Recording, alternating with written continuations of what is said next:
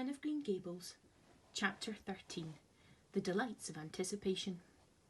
"It's time Anne was in to do her sewing," said Marilla, glancing at the clock and then out into the yellow August afternoon where everything was drowsed in the heat. "She stayed playing with Diana more than half an hour after I gave her leave to, and now she's perched out there on the woodpile talking to Matthew, 19 to the dozen, when she knows perfectly well she ought to be at her work. And of course he's listening to her like a perfect ninny. I never saw such an infatuated man. The more she talks and the odder the things she says, the more delighted he is, evidently. Anne Shirley, you come right in here this minute, do you hear me?" A series of staccato taps on the west window brought Anne flying in from the yard, eyes shining, cheeks faintly flushed with pink, unbraided hair streaming behind her in a torrent of brightness. "Oh, Marilla," she exclaimed breathlessly, "there's going to be a Sunday school picnic next week in Mr. Harmon Andrews' field, right near the Lake of Shining Waters.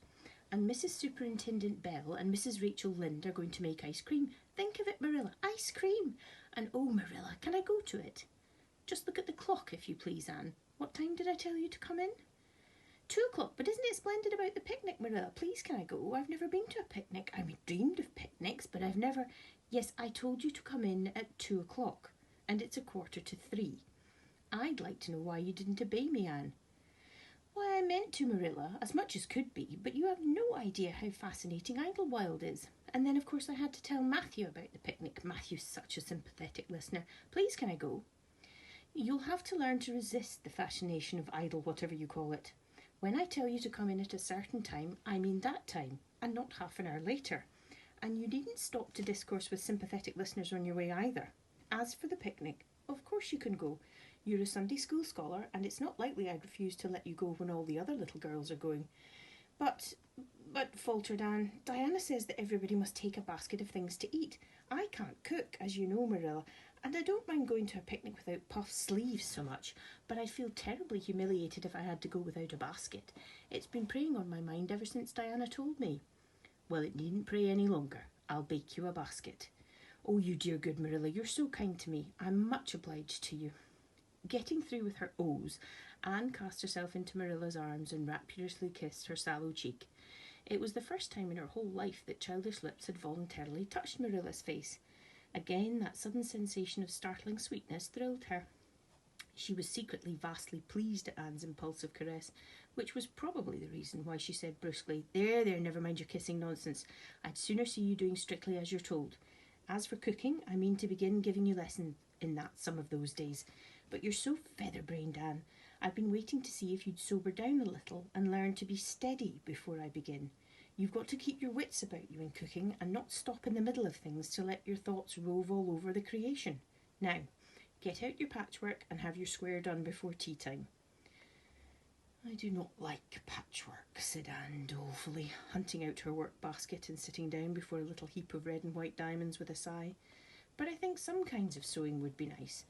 But there's no scope for imagination in patchwork. It's just one little seam after another, and you never seem to be getting anywhere. But of course I'd rather be Anne of Green Gables sewing patchwork than Anne of any other place with nothing to do but play. I wish time went as quick sewing patches as it does when I'm playing with Diana, though. We do have elegant times, Marilla. I have to furnish most of the imagination, but I'm well able to do that. Diana is simply perfect in every other way. You know that little piece of land across the brook that runs up between our farm and Mr. Barry's? It belongs to Mr. William Bell, and right in the corner there is a little ring of white birch trees, the most romantic spot, Marilla.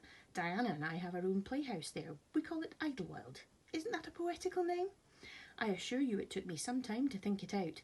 I stayed awake nearly a whole night before I invented it. Then, just as I was dropping off to sleep, it came like an inspiration. Diana was enraptured when she heard it. We have got our house fixed up elegantly. You must come and see it, Marilla. You will, won't you? We have great big stones all covered with moss for seats and boards from tree to tree for shelves. We have all our dishes on them. Of course they're all broken, but it's the easiest thing in the world to imagine that they're whole. There's a piece of plate with a spray of red and yellow ivy on it that's especially beautiful. We keep it in the parlour, and we have fairy glass there too. The fairy glass is as lovely as a dream. Diana found it out in the woods behind their chicken house. It's all full of rainbows, just little young rainbows that haven't grown big yet. And Diana's mother told her it was broken off a hanging lamp they had. but it's much nicer to imagine that the fairies lost it one night when they had a ball, so we call it the fairy glass. Matthew's going to make us a table. Oh, we've named that little round pool over in Mr. Barry's field Willowmere. I got that name out of a book Diana lent me. It was a thrilling book, Marilla. The heroine had 5 lovers. I'd be satisfied with one, wouldn't you? She's very handsome and she went through great tribulations. She could faint as easy as anything. I'd love to be able to faint, wouldn't you? It's so romantic. But I'm really very healthy for all I'm so thin. I believe I'm getting fatter though, don't you think I am? I look at my elbows every morning when I get up to see if I have any dimples coming. Diana is having a new dress made with elbow sleeves. She's going to wear it to the picnic. Oh, I do hope it will be fine next Wednesday. I don't feel I could endure the disappointment if anything happened to prevent me from getting to the picnic. I suppose I'd live through it though, but I'm certain it would be lifelong sorrow. It wouldn't matter if I got to 100 picnics in years after. They wouldn't make up for missing this one. They're going to have boats on the Lake of Shining Waters and ice cream, as I told you. I've never tasted ice cream. Diana tried to explain what it was like, but I guess ice cream is one of those things that are beyond imagination. Anne, you have talked on for 10 minutes by the clock, said Marilla.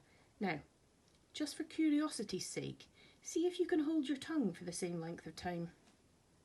Anne held her tongue as desired, but for the rest of the week she talked picnic, and thought picnic, and dreamed picnic. On